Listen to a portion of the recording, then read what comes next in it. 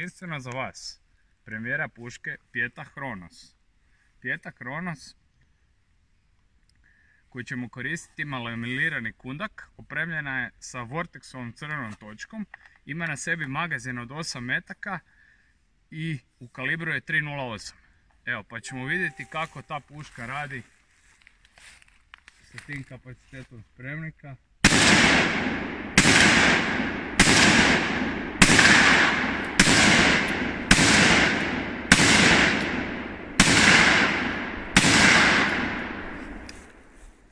Znači, puška je odradila besprijekorno.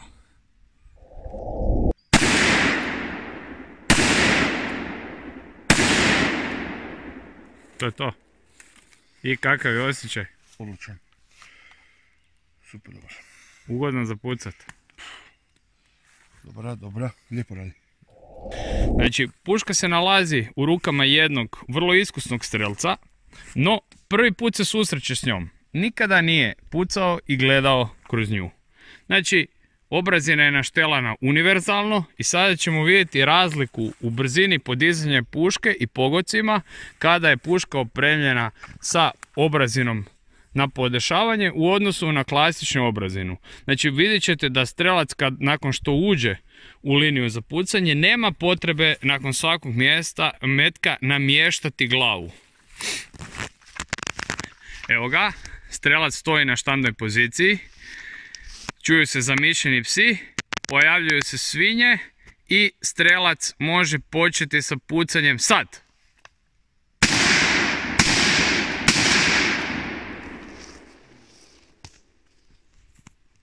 Bravo.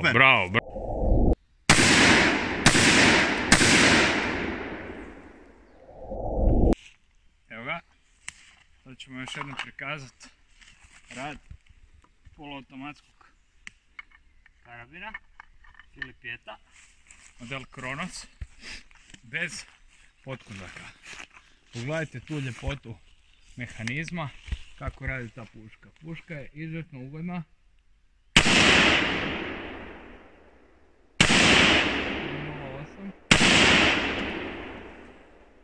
A i strelac izgleda da nije za baciti. Zatkočeno se vidi.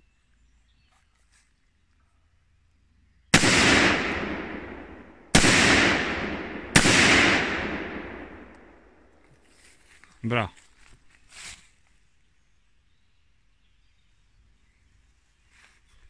I kakav je osjećaj?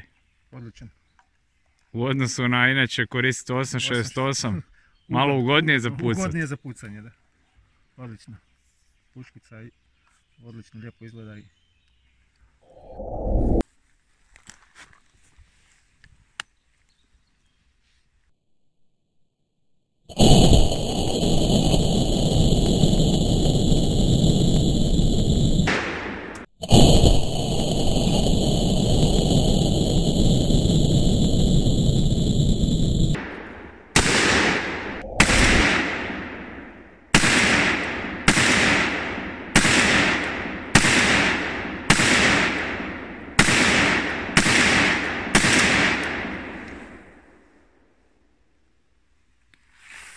I kakav je osjećaj?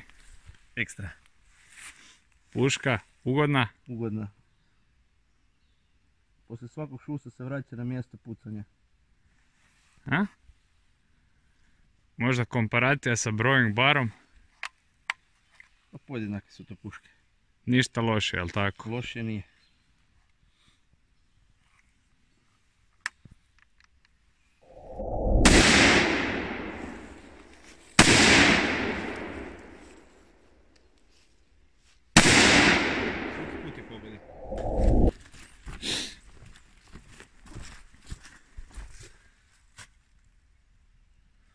A ovo je metak zadnji kod upucavanja na 100 metara.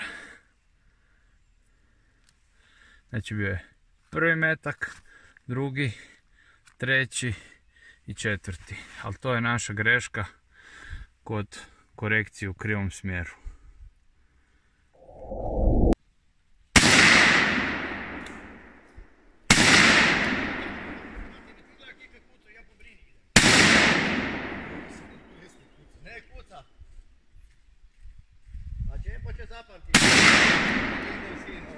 To maši pola je vidi. Ovdje si zapamtio to.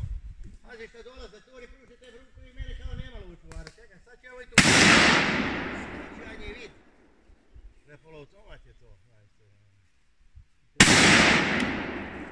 Ne, ti si se samo s njim mačevo, ne znam ja. Ni nema odmah s tobom prije. Dođe kad tiša. Znači besprekaran rad, 9 metaka, svaka čast. Evo ga, sad imamo test iste puške sa spremnikom koji je blokiran na 2 metka.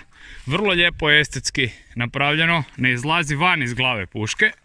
I imamo 1 metak u cijevi, znači naš strelac će sada ispaliti 3 metka u metu.